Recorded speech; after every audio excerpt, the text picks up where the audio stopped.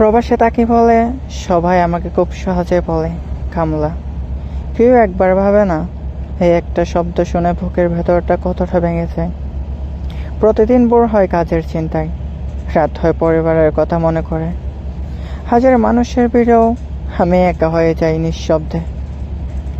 শরীর ক্লান্ত, মন আরো বেশি, তবুও কাউকে বলি না, কারণ বাড়ির মানুষগুলো যেন আমার কষ্ট বুঝে চিন্তায় না পড়ে।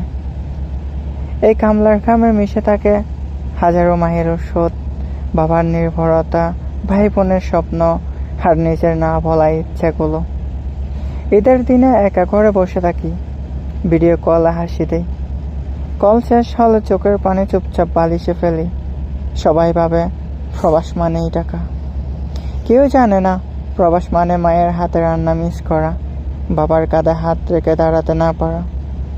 হ্যাঁ, আমি কামলা, কিন্তু এই কামলার নিজের স্বপ্ন কবর দিয়ে পরিবারের স্বপ্ন বাঁচিয়ে রাখে।